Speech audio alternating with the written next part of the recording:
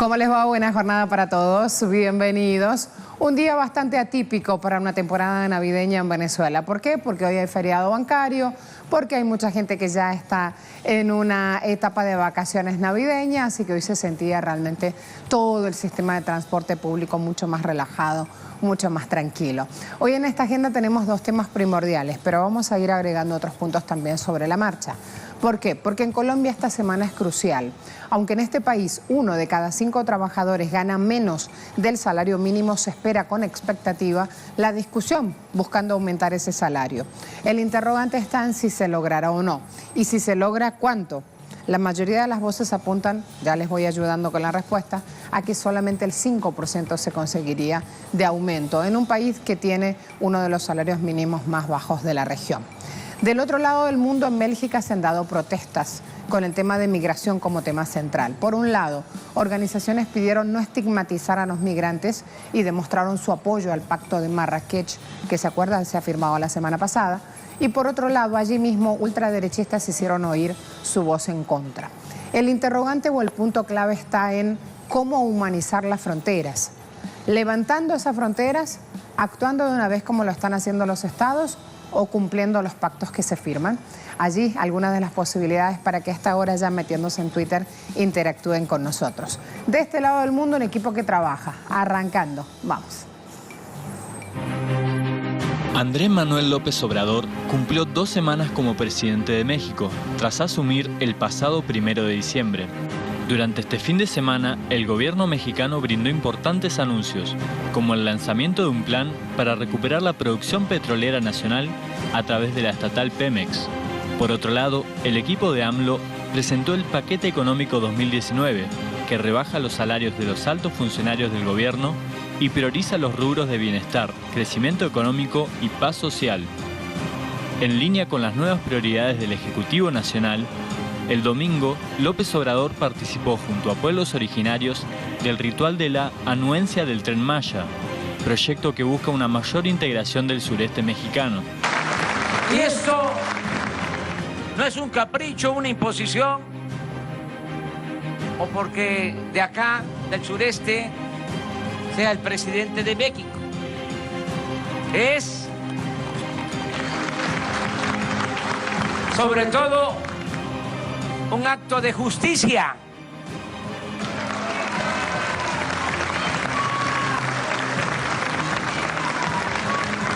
Porque ha sido la región del país más abandonada.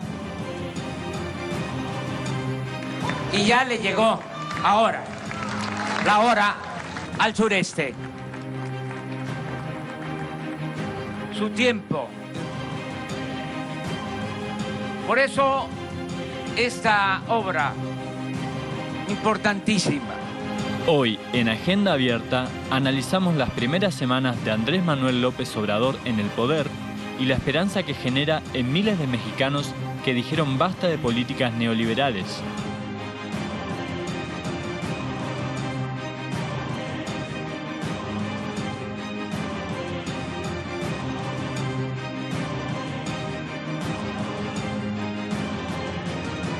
Y esto recién empieza porque este lunes se dará la presentación de la nueva política salarial. Recuerden que hay miles de trabajadores de la función pública aquí que han presentado un amparo judicial. ¿Por qué? Porque están totalmente en desacuerdo que les paguen menos de los que venían percibiendo. Si bien son salarios que no corresponden a la realidad, según el presidente López Obrador, obviamente quien los gana no quiere dejar de hacerlo. La disminución de estos salarios elevados en la administración pública no es una ocurrencia, ha dicho el presidente, no es un asunto de negociación, sino de principios. Este portal tiene la larga lista de los asistentes hoy justamente a este encuentro. Van a tener también allí las discusiones por región. AMLO está llegando justamente de 3 puntos del país donde ha estado de gira. Jornada, por su parte, dice como titular, ofrece AMLO subvenciones a la IP para levantar el Tren Maya.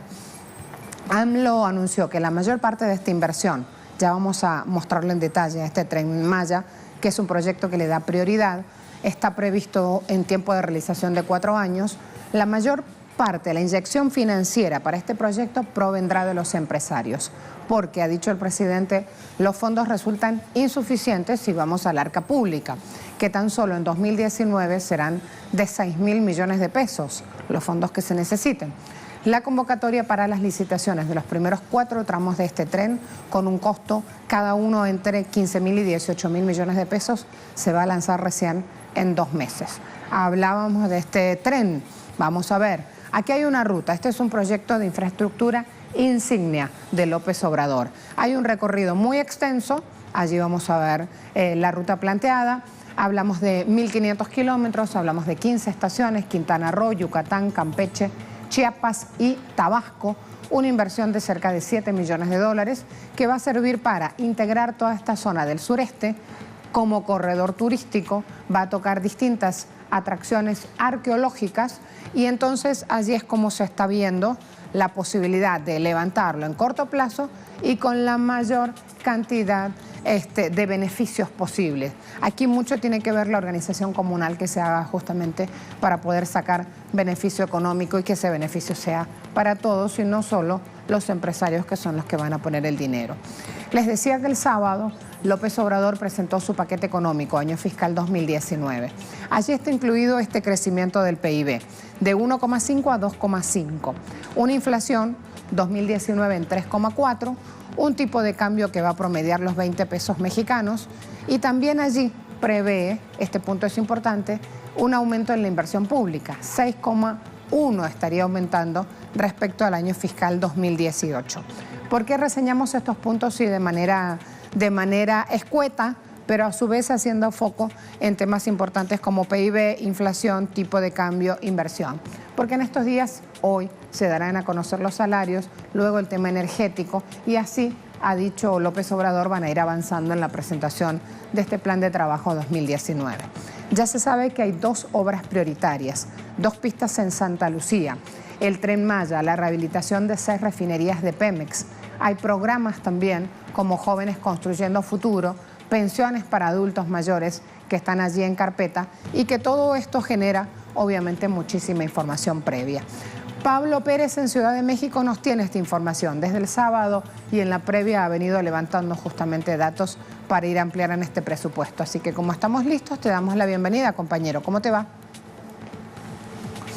Muy buenos días, es un placer participar de Agenda Abierta y bueno, justamente estos días que se llega a las 2 semanas de la administración de Andrés Manuel López Obrador, se pone sobre la balanza en los medios las acciones de este mandato presidencial. Es de destacarse, por ejemplo, la presentación del nuevo presupuesto de egresos 2019 que fue pues expuesto a el Congreso y que deberá ser aprobado por los legisladores antes del 31 de diciembre.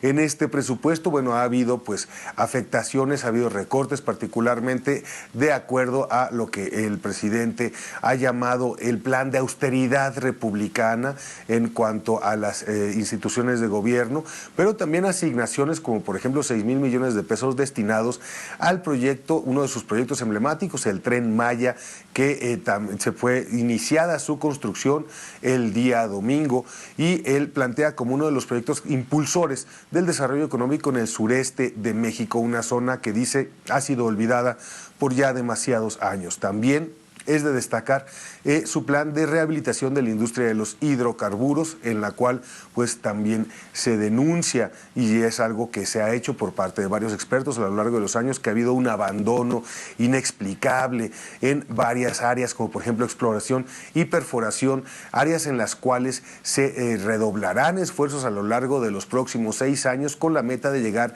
a una producción de 2.400.000 barriles al día, lo cual se calcula será lo suficiente para tener una autonomía energética en cuanto al ramo de los hidrocarburos, ya que como se ha denunciado por varios medios y por varios analistas, pues es uno de los grandes gastos para el país es tener que comprar combustibles, para lo cual bueno también se ha planteado la renovación de las refinerías existentes y la construcción de una nueva en Paraíso, Tabasco. Bueno, y finalmente Finalmente, a esto se añaden también pues el anuncio que se dará en unas horas acerca del aumento al salario mínimo. Entonces tenemos 2 semanas de trabajo de la nueva administración en las cuales se dice, los medios comentan, los analistas también se están sembrando las semillas para pues lo que será el resto del sexenio en curso. Gracias, Pablo. Y hemos estado estos días, les comenté al principio del programa, que hoy nos están viendo niños, nos están viendo jóvenes que al no tener clases, justamente porque ya están en temporada navideña, van compartiendo con la familia también lo que habitualmente ven en la tele. Así que hemos tratado de sumar otros temas. Con lo importante que es hablar de salud hoy por hoy, vamos a sumar entonces nuestro segmento habitual, en este caso buscando temas de salud para conocer un poquito más y para ir agregando otros espacios y otros temas en pantalla.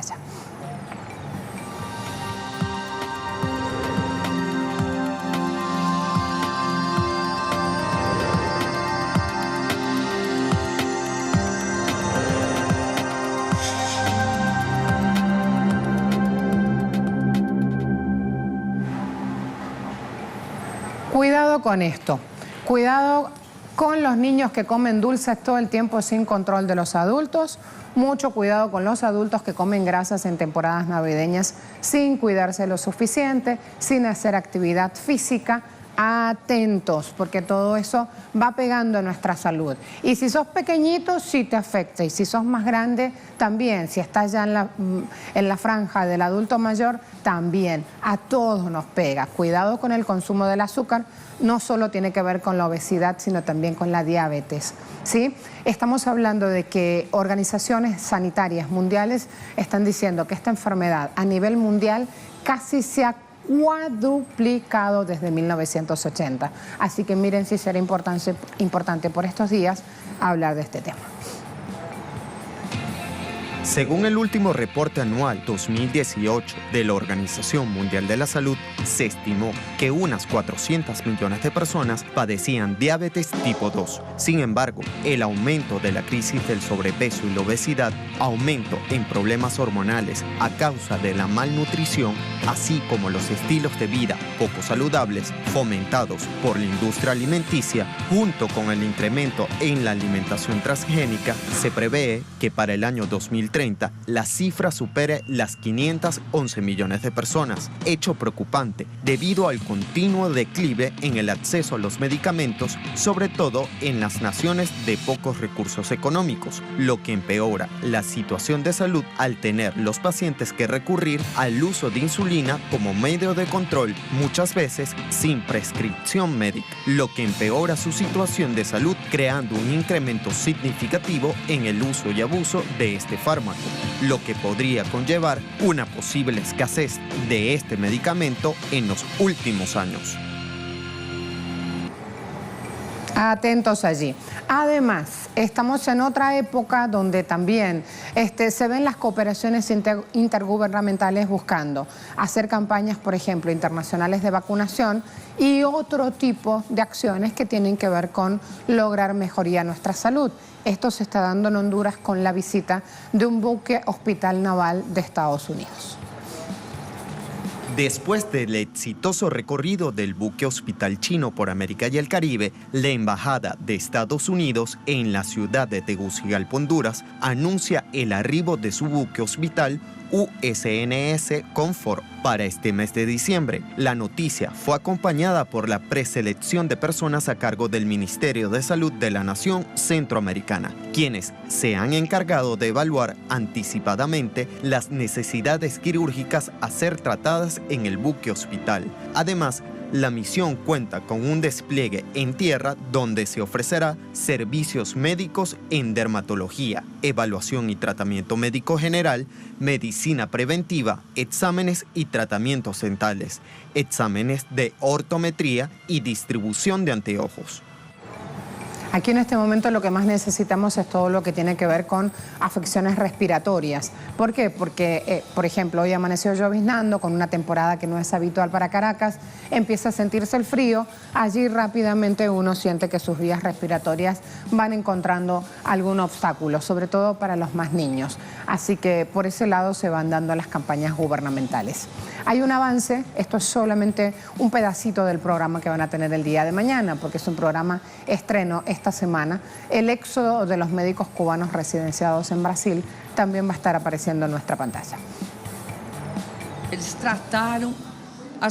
Ellos trataron a los brasileños y brasileñas como personas. No eran médicos distantes que solo recetaban. Ellos hacían la historia de las personas, visitaban las casas de las personas, tenían una relación próxima de ayudar desinteresadamente a las personas. Eso hizo la diferencia. Tanto fue esa diferencia que cuando nosotros hicimos las primeras pesquisas, aconteció una cosa muy importante. El pueblo brasileño le dio una aprobación a los médicos cubanos de casi 100%. Y hoy mi Rosito querido está sumándose en producción, aportando también desde allí sus conocimientos y haciendo valer justamente su categoría de producto.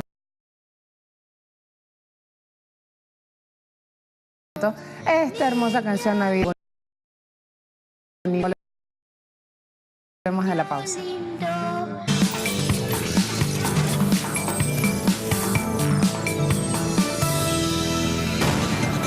Las centrales sindicales, el empresariado y el gobierno de Colombia continúan las negociaciones sobre el reajuste del salario mínimo para 2019. Las propuestas por parte de la Confederación General de Trabajadores y la Central Unitaria de Trabajadores se mantiene en el 10 y 12%, mientras que los empresarios pujan por un 4%. Mientras este martes las partes se reunirán nuevamente para dar detalles sobre su postura, un día después el presidente Iván Duque sostendrá un encuentro con empresarios, dando un claro mensaje sobre quién tendrá el respaldo del Ejecutivo Nacional. Tras vencerse el primer plazo el pasado viernes, la comisión negociadora deberá llegar a un acuerdo antes del 31 de diciembre, fecha límite para llegar a una concertación y para que el incremento salarial no sea decretado por el gobierno, como ha sucedido en 16 oportunidades en los últimos 20 años. Hoy Agenda Abierta analizamos las disputas por el salario mínimo y las consecuencias de una negociación que marcará el año de millones de trabajadores colombianos.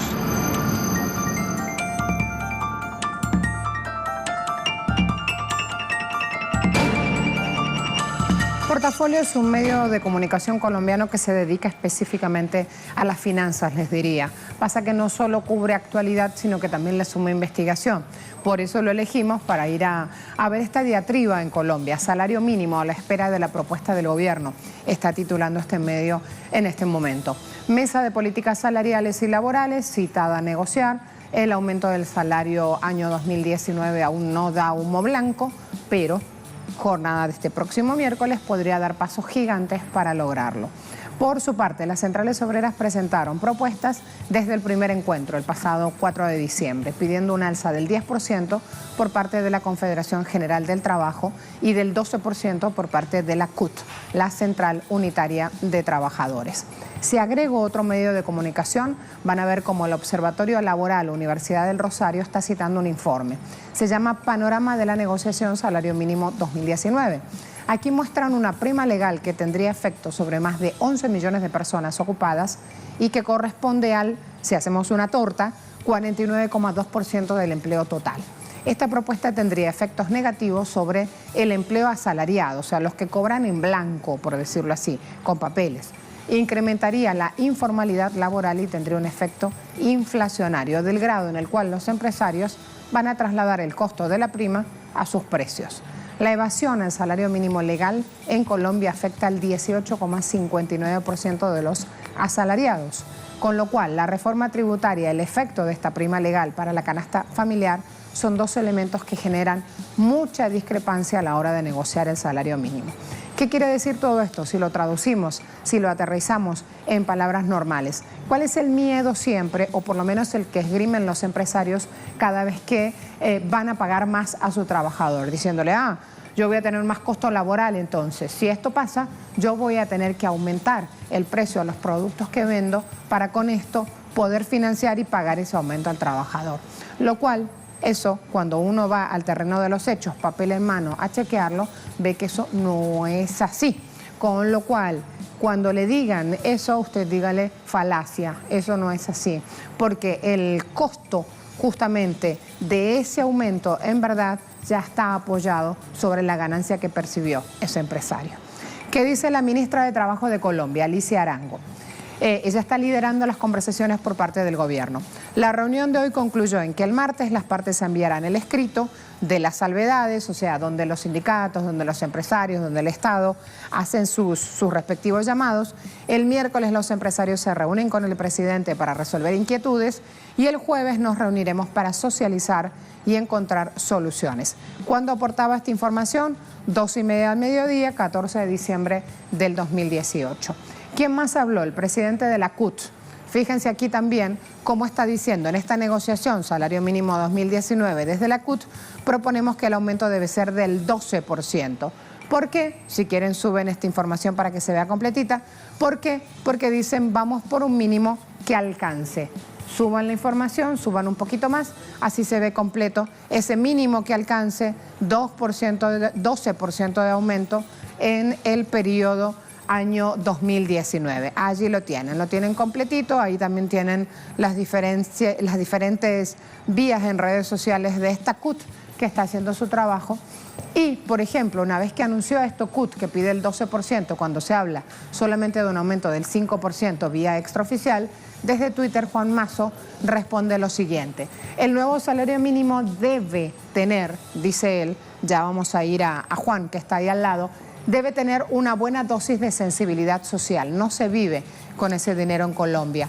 Las empresas tienen que encontrar una forma de ser competitivas. Por eso les expliqué antes esta cuestión. Cuando le digan que para aumentarle a un trabajador tienen que aumentar el precio de sus productos, ustedes tienen que tener claro que ese discurso es repetitivo y solamente el trabajador busca simplemente sobrevivir y llegar a fin de mes, mientras que el empresario lo que quiere es acumular más ganancia. Tatiana Portela hasta ahora se va a sumar con la información desde Colombia. Semana álgida, semana de discusión. Tatiana, adelante cuando quieras. Un saludo para ti y para los Gracias. televidentes. Mira, hay que decir que finalmente, después de todas estas negociaciones, el presidente de la CUT sostuvo que el próximo jueves se reunirán con la ANDI, con la CGT, por supuesto también los miembros de la CUT, para definir no solamente un aumento del salario, como usted ya lo mencionaba, los empresarios tan solo han aportado el 4% al salario mínimo, mientras que la CGT está pidiendo un 10% y la CUT un 12%. ¿Qué es lo que dicen ellos? Debe haber un salario que alcance. ¿Por qué? Porque recordemos que este nuevo gobierno nacional tramitó una reforma tributaria en donde se agravan ciertos productos de la canasta familiar, pero a eso también se le sube a la renta y se le detienen los impuestos a grandes empresas, por lo que la CUT dice o anuncia que esto también le ayuda a los empresarios no solamente a aumentar el salario mínimo de sus trabajadores, sino también a generar mucho más empleo. Recordemos que la tasa de desempleo y la informalidad también se sostienen frente más bien al salario mínimo de trabajo aquí en Colombia. Lo que han definido es que el próximo jueves tendrán entonces que reunirse con la ANDI. El gobierno nacional tendrá también, lo que pide la CUT es que el gobierno nacional tiene que dar una cifra del salario mínimo y por supuesto se tiene que concentrar gobierno nacional, empresarios y estas centrales unitarias de trabajo. Pero a eso hay que adicionarle que hasta el 31, como usted ya lo mencionaba, de diciembre hay plazo para presentar este aumento del salario mínimo. De no haber un acuerdo, debido a que la CUT dice que la brecha entre los empresarios y las centrales unitarias de trabajo es tan alta, ellos se irán en febrero, de la segunda semana de febrero estarán mirando para realizar otro gran paro nacional, y recordemos que esto también se le sumaba en su momento el descontento de los estudiantes por parte de lo que se había dicho frente al déficit financiero, que recordemos la semana pasada pues se resolvió. Pero sin embargo ellos dicen que se realizará un gran paro nacional con la cumbre agraria étnica y popular, no solamente por un mínimo o más bien por la dignidad del trabajador, sino también por todas las lesiones o decisiones lesivas de este nuevo gobierno nacional en contra de todo el pueblo colombiano. Tatiana, hablemos por favor algo importante que dijiste allí, entre tantas cuestiones, el tema de este paro. ¿Cómo se organiza? ¿En qué circunstancias? Estamos en plena época navideña, se supone con un gobierno que no tiene mucho tiempo de actuación, porque Duque tiene muy poco tiempo de haberse sentado en la silla presidencial y sin embargo vemos este panorama social en tu país. Mira, hay que ser muy claros en algo, y es que este es el primer gobierno nacional que en menos de 100 días o en poco más de 100 días que lleva el nuevo gobierno nacional presentan tantas reformas, reforma tributaria, reforma a la reforma política. Esto lo que ha generado es un sinfín de denuncias, de descontentos por parte del gobierno nacional, por parte del pueblo colombiano, porque todas estas decisiones a la hora de leer esas reformas pues afectan directamente a la clase media y a la clase baja del país, y en consecuencia lo que hace es reafianzar, digamos, las políticas neoliberales que además, tenemos que decirlo, pues financian o lo que terminan realizando es dándole más cabida a la clase alta del país. Entonces, ¿por qué se llevan a cabo este nuevo gran paro nacional que se discutirá con el sector campesino, con el sector social, sector estudiantil y las centrales unitarias de trabajo en las 2 semanas o en las 2 primeras semanas de febrero? Serán en contra de esto. Hay que decirlo que ayer también se aprobó la reforma política, reforma que tuvo el rechazo de toda la bancada Alternativa por la Paz, al considerarla no solamente nuevamente que regresaría la corrupción y la mermelada en el país, sino que definitivamente no ayuda en un punto sustancial que pedían estos sectores alternativos, y es corregir el Consejo Nacional Electoral, que en definitiva es el que pues regula todas las elecciones electorales. Frente a eso, pues entonces lo que se dice es que la segunda semana de febrero se realizará este gran paro nacional en consecuencia a esas reformas, a la reforma tributaria, a la reforma política que todavía se encuentra pendiente aquí en Colombia. Muchas gracias por toda esa cantidad de información. Han visto allí cómo ha tratado de resumir en pocos minutos toda esta diatriba político-social que se vive en el país. Me espera Enrique Daza. Voy con él, analista económico internacional, a profundizar sobre esto. ¿Cómo le va? ¿Cómo está? Bien, buenos días. ¿Cómo está? Muy bien. Siguiendo aquí los hechos en Colombia, y nos damos con un panorama que no es nuevo, esta puja por aumentar el salario mínimo, pero que sí está desnudando hoy por hoy otras cuestiones que aparecen ahí de fondo. ¿Cuáles, a su juicio? Pues se está repitiendo algo que se ha vivido durante los últimos años, y es que hay una especie de pantomima de negociación porque no hay acuerdo. En los últimos gobiernos se han empeñado en no resarcir la pérdida que durante varios años ha tenido el ingreso de los trabajadores. Entonces, además de la inflación y la productividad, hay un rezago, hay una disminución en los últimos 10 años del poder adquisitivo, y es muy posible que esta vez tampoco haya acuerdo.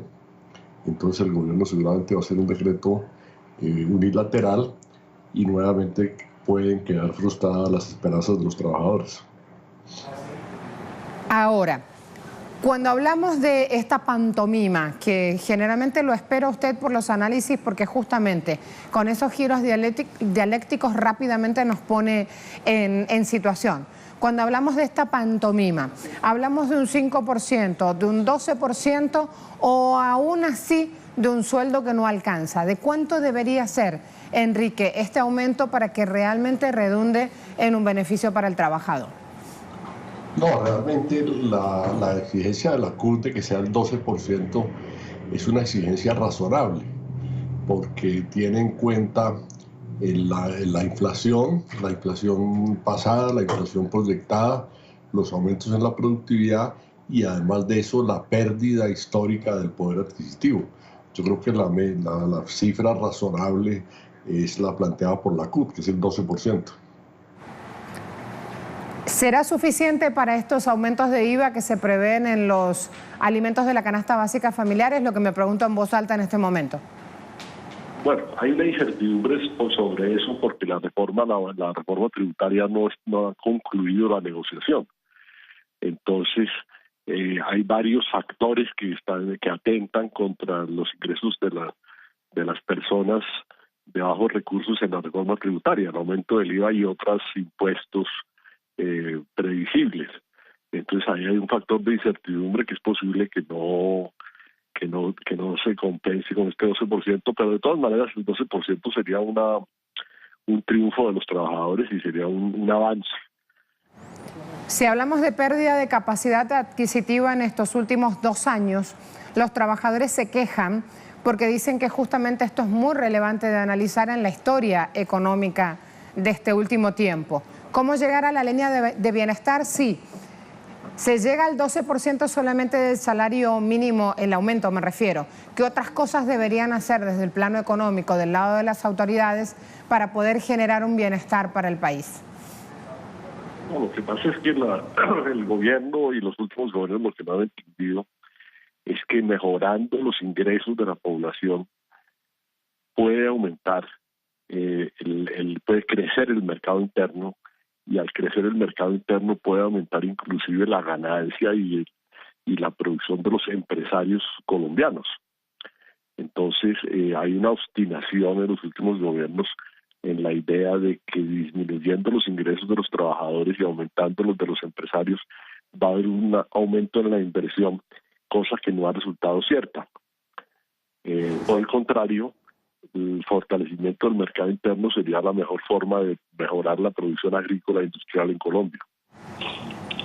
Si estuviese al frente y tuviese que tomar esa decisión para sumar, para fortalecer mercado interno, Enrique, así como regalo navideño, 2 ideas, ¿cuáles serían para poner en marcha ya, a corto plazo?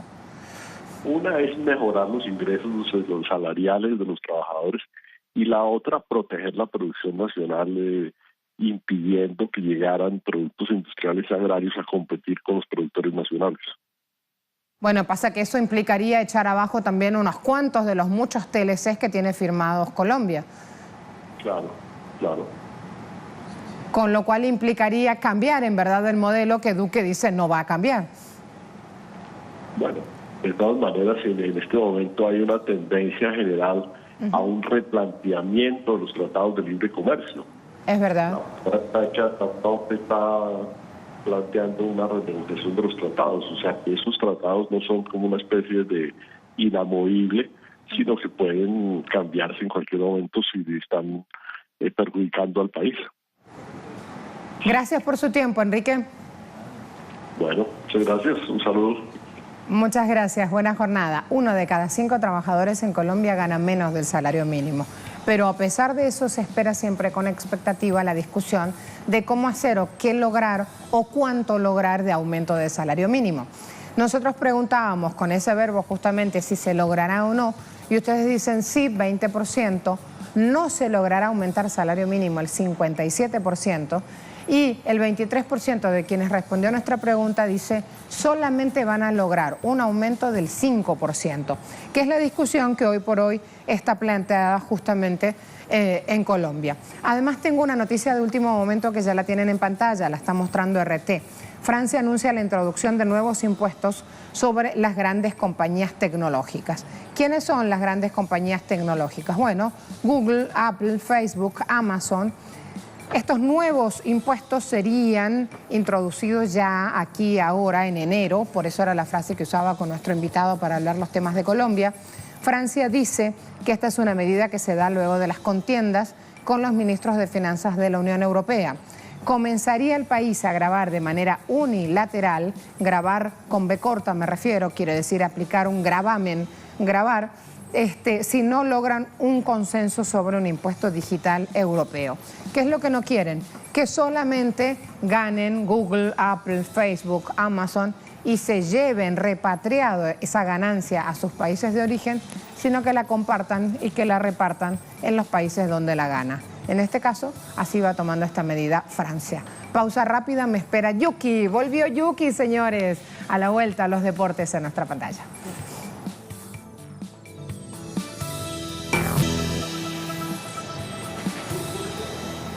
Termina justamente la cuestión, termina el sorteo y aquí Yuki con nosotros. Correcto. Buen día, Marcela. ¿Cómo estás, mi amor? Buenos días a todos, por aquí regresando. ¿Cómo estuvieron tus días libres? Estaba haciendo trámites personales, estaba agilizando ciertas cositas por ahí. Sí, y además como que te redondeaste, comiste rico, disfrutaste. Bueno, está bien. ¿Bailaste? ¿Algún villancico por ahí? Este hombre baila, ¿oyeron? Este hombre le da, ¿sí? Con mi mamá bastante. ¿Así es? Sí. Claro. El típico merengue navideño, ¿no? Exacto. Aquí lo conoce mucho como labillos. Ajá. El merengue navideño. ¿Qué tal? Bueno, cuando quiera arranque y me espero información del sorteo. ¿Vale? Exactamente. Vamos a comenzar con esta información fresca, Marcela. Acaban de realizar el sorteo de la Liga de Campeones en la fase de octavos de final. Precisamente arrancamos hablando del balompié. Y como lo decíamos en la Liga de Campeones de la UEFA, pues hoy lunes ya se sortearon estos encuentros para la fase y estos son los emparejamientos. Vamos a revisarlos a continuación porque allí los vemos. Precisamente Schalke 04 estará chocando ante el Manchester City. Escuchen bien. Atlético de Madrid se va a medir nada más y nada menos que ante la Juventus de Turín, mientras que el Manchester United estará enfrentando al PSG de Neymar. El Tottenham irá ante el Dortmund, mientras que el Lyon francés chocará con el Barcelona de Lionel Messi. La Roma italiana estará enfrentando al Porto, el Ajax ante el Real Madrid. El Liverpool estará enfrentándose al Bayern Múnich alemán. Las fechas de los octavos de final van a ser los días 12, 13, 19 y 20 de febrero en partidos de ida y ya la vuelta estaría pautada para el 5, 6, 12 y 13 de marzo, los choques de vuelta. También se estuvo realizando el sorteo de la Europa League. Tendremos, por supuesto, más detalles de este sorteo en las próximas emisiones, próximos servicios informativos. Vamos a seguir hablando de otros temas y noticias del Mundial de Clubes que se celebra en Emiratos Árabes Unidos. El Kashima Antlers frustró las esperanzas de las Chivas de Guadalajara de México al imponerse en los cuartos de final. Con un cabezazo de Ángel Saldívar, el equipo mexicano se había colocado en ventaja a los 3 minutos del partido, pero los japoneses remontaron en la segunda mitad con un gol de Ryota Nagaki, un penal que fue transformado por el brasileño Serginho y además un bello tanto allí final de Hiroki Abe que colocaba entonces la guinda al pastel. En el descuento final, un tanto en contra de Leo Silva maquilló el revés para la representación de México, que jamás había estado o ha estado en la final del Mundial de Clubes. De esta forma, el Kashima enfrentará al nada más y nada menos que Real Madrid en semifinales, mientras que las Chivas tendrán que conformarse con el 5º puesto de este torneo. Y en otras notas de actualidad que son referentes también al balompié, en este caso del continente, les contamos que este domingo el Junior de Barranquilla se alzó campeón del fútbol colombiano para abordar la 8ª estrella de su historia. A pesar de que el Deportivo Independiente de Medellín, equipo con el que se enfrentó en esta final, ganó el juego de vuelta por 3-1, el marcador global terminó 4-5 y el equipo tiburón logró entonces coronarse en la Liga Águila en esta fase 2018. Allí vemos justamente una de las publicaciones a través de la red social de Twitter, la cuenta Invictos, dedicada al mundo del balompié, dice: Junior de Barranquilla, campeón del fútbol colombiano. Bueno, lo veíamos ahí previamente. Si podemos regresar, por favor, a la publicación, ¿ok? Allí dice: sufrieron en la vuelta contra Independiente, terminaron imponiéndose en el global. Emocionante cierre. Después de 7 años de sequía, vuelven a conquistar el torneo local. Ahí con Teófilo Gutiérrez, justamente también en la gráfica. Allí ahora sí vemos entonces la publicación del momento en el que fue recibido en su casa, en el Metropolitano Roberto Meléndez de Barranquilla. Recordemos que el choque fue realizado en Medellín. Anoche mismo viajaron hasta Barranquilla y el momento emotivo cuando reciben entonces al Tiburón, que tiene su 8ª estrella. Felicitaciones a la institución currambera. Bien, y vamos a hablar de béisbol de las Grandes Ligas. Chicago tiene una nueva contratación, en este caso se trata de un latinoamericano. El elegido fue el cubano Yoder Alonso, quien se desempeña en la primera base. Recordemos que el inicialista jugaba con los Indios de Cleveland, pero el club de las Medias Blancas de Chicago anunció que dicho jugador será la nueva ficha del equipo, siendo intercambiado por el jardinero de ligas menores Alex Cole. El cubano tuvo un registro de 250 con 23 cuadrangulares y 83 carreras remolcadas en 145 partidos este año. Cabe destacar que fue la única campaña que tuvo con los Indios y sin duda un latino que va a ser pieza clave para su nuevo equipo.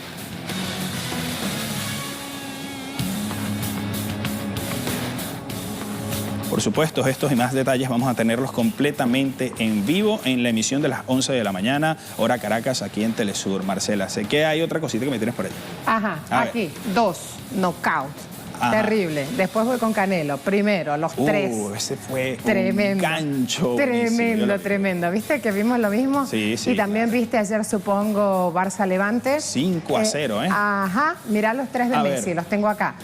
Por supuesto, vamos a ir rápido porque 5 goles, señores, no los vamos a poder mostrar. Pero Marca tiene justamente allí, o ya buscamos, si no está Marca, buscamos otro, porque después de un 5-0, ¿quién no lo va a poner en agenda deportiva al resultado del Barça? También lo vamos a hacer. 5 goles y el Levante no podía. Además, hasta el marido de Shakira tuvo la oportunidad, siendo que no es su posición. Regresó Piqué. Siendo que no es su posición delantero, cuando vi ese último gol dije, no, realmente hasta le regalaron el gol a este muchacho. Y además gol del uruguayo Luis Suárez también. Todo el mundo se dio el gusto. Qué bueno, realmente, qué bueno. 5-0 al Levante le puso. Excepto Arturo. Bueno. Siempre me queda ahí, siempre lo ando siguiendo. Además, Canelo, 7 minutos. De pelea, ¿La viste? combate, sí. Ajá, ahí va. Le mató justamente el mexicano, aquí lo vemos, aplastó a Rocky, como le dicen, en 3 asaltos, un gancho al hígado fulminante, allí que logró para vencer. Si quieren le dan play. Bueno, era parte allí de lo que veíamos precisamente, Marcela. 7 minutos, no había rival. No había absolutamente nadie del otro lado. ¿No? Indomable, imposible él, pero el otro pobre hombre lo que hizo fue recibir golpe una y otra vez. No, tremendo lo que se vio. Una pelea que era muy esperada, obviamente, sí, que generó muy buenas ganancias, que al cruce de esos golpes que parecen pocos en 7 minutos, pero yo disiento, porque 7 minutos en el boxeo es un montón. En el ring es bastante tiempo. Sí. Así que hay que decir también Canelo ha hecho una pelea tremenda. Y un año bueno, ha tenido un buen año Canelo. Y una muy buena performance, iba a decir, para cerrar este 2018. Es así. ¿Qué se le viene? Bueno, viene también, obviamente, lo que ya van a ser nuevas citas continentales, nuevas citas también internacionales. Hay que ver cuáles serán. ¿Estará dispuesto a seguir peleando? Yo creo que sí, tiene bastante. ¿Sí? Tiene bastante que dar todavía Canelo Álvarez para el mundo del boxeo. Creo que sí. Ok, arrancamos con el siguiente tema. Me están acuciando con el tiempo.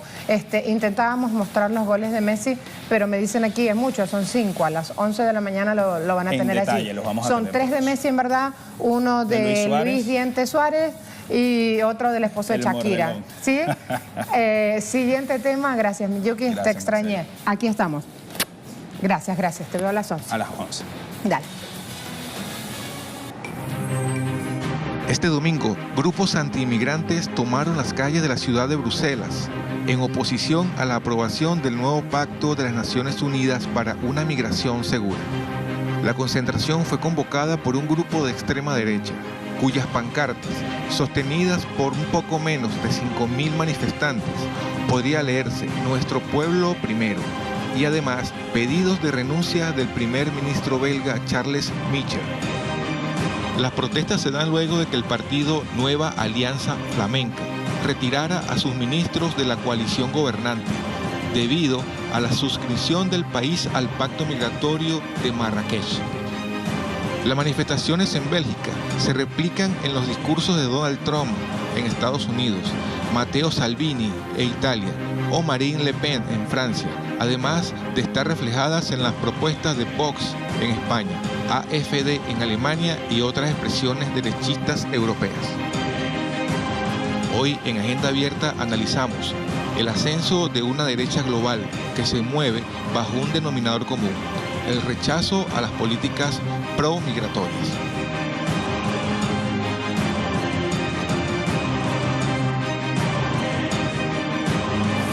Todo esto pasó, sí, pasaba en Bruselas, donde una y otra voz de este gran fenómeno que es la migración se oía. La ultraderecha ha generado este tipo de escenario. RPP dice tensión en Bruselas, violentas manifestaciones contra el Pacto Migratorio de Naciones Unidas, hablan del Pacto de Marrakech. La policía contabilizó al menos 5.500 participantes concentrados en el barrio de las instituciones europeas. Nuestro pueblo primero se leía entre las pancartas. Había otros lemas que pedían la renuncia del primer ministro belga Charles Michel. La manifestación tenía el apoyo de jóvenes de un partido de extrema derecha y de una decena de otras organizaciones que también tienen una identidad parecida. Allí entonces, más que identidad, distingo político parecido. Sería como el término correcto en la traducción. Además de esto, vamos a mostrar un tuit. En este caso, el secretario de Naciones Unidas, Antonio Guterres. Recuerden que el Papa también se pronunció sobre esto el fin de semana, dando su apoyo a este pacto de Marrakech. Guterres, por lo pronto, dijo en torno a este pacto migratorio: como ciudadano portugués, soy migrante en Nueva York, pero no tuve que arriesgar mi vida en un peligroso viaje para llegar allí. La migración debe ser un acto de esperanza, no de desesperación. Allí lo tienen entonces con su pronunciamiento. El presidente de Bolivia, del lado de Latinoamérica, también expresaba: saludamos adhesión del hermano Papa Francisco al Pacto Mundial para la Migración, su apoyo a este instrumento para una migración ordenada y respetuosa con las personas, muestra su solidaridad con los más necesitados. Reafirmamos que ningún ser humano puede ser considerado ilegal. Allí el punto en cuestión. Estamos mostrando entonces distintas posiciones sobre un mismo tema. Tenemos una pregunta en Twitter. Por favor, vamos a recordarla también, vamos a ir sumando opinión, vamos a ir abriendo el debate, porque también esa pregunta en Twitter hablaba justamente de cómo humanizar estas fronteras. Decimos, en Bélgica se dieron protestas contra la migración de lado y lado.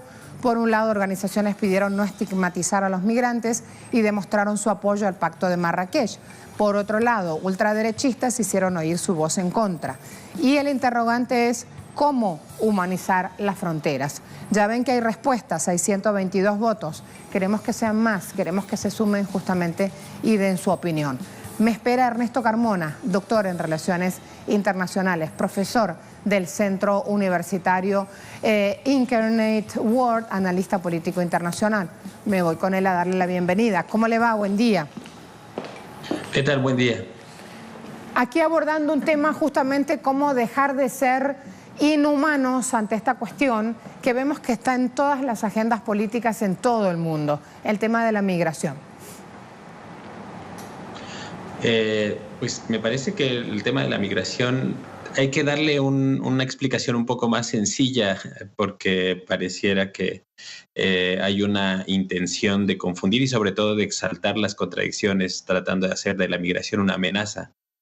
A mí me parece que la migración en particular se podría resumir a una frase muy sencilla, que es: la población está siguiendo los flujos de la riqueza en el mundo. Yo creo que los migrantes pues provienen de los países en vías de desarrollo, pero son países con una gran riqueza que se ha trasladado hacia los países desarrollados de alguna manera por el propio sistema económico internacional. Entonces los trabajadores migrantes están yendo hacia esos lugares donde ahora se concentra la riqueza, y como lo podemos ver en las estadísticas, la riqueza cada vez está más concentrada y la desigualdad entre países es cada vez mayor. Pues naturalmente están yendo a esos lugares donde se dice hay oportunidades.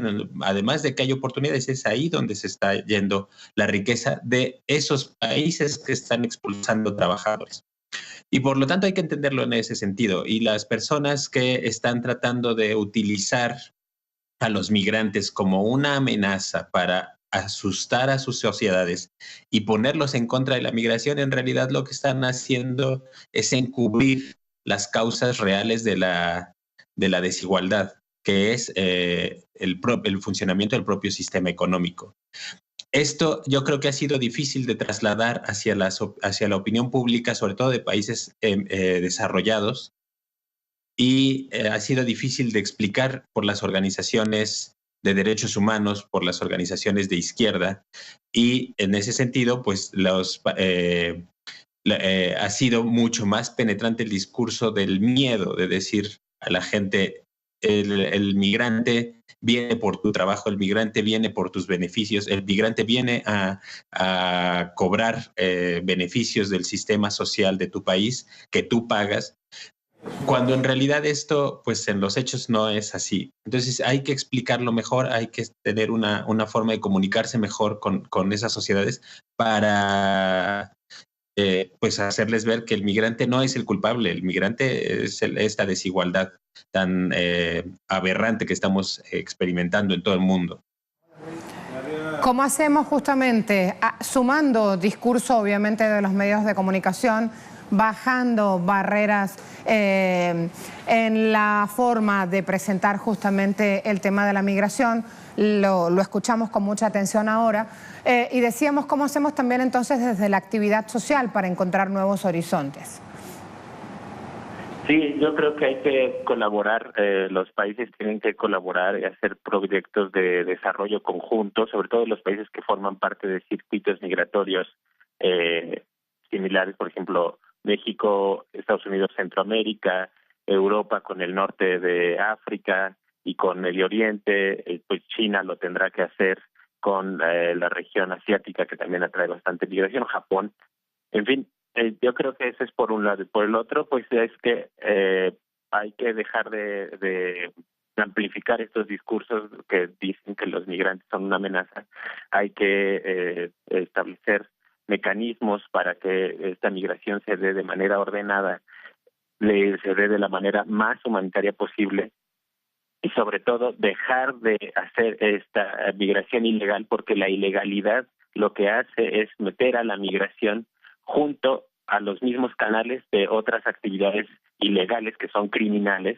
La migración no lo es, pero al ser ilegal tiene que utilizar los mismos canales de las actividades criminales como el narcotráfico, el tráfico de personas, la trata de personas y todos estos otras actividades criminales que son ilegales. Entonces utilizan los mismos caminos y por lo mismo hay que sacarlo de ahí, hay que sacar de ahí la migración, porque la migración no es ilegal, es la búsqueda de trabajo, es la búsqueda de una mejor vida y eso no puede tener nada de criminal. Entonces hay que sacarlo de ese lado y hay que ponerlo de manera visible para que de esa manera los gobiernos tengan que atenderlo sí o sí. Entonces, y sobre todo atenderlo con una perspectiva de respeto a los derechos humanos y que sea de una manera mucho más ordenada y que sea a través de la cooperación internacional. Gracias, Ernesto. Por nada, buen día. Hasta la próxima, buen día. ¿Cómo humanizar las fronteras? Hemos preguntado en redes. 38% de quienes respondieron la pregunta dicen levantándolas. 13% dice actuando. Y hay un 49% de respuestas que indica cumpliendo pactos. A todos muchas gracias por ver Agenda Abierta, por confiar en nosotros, por esperarnos cada día en pantalla de Telesur. Será hasta luego.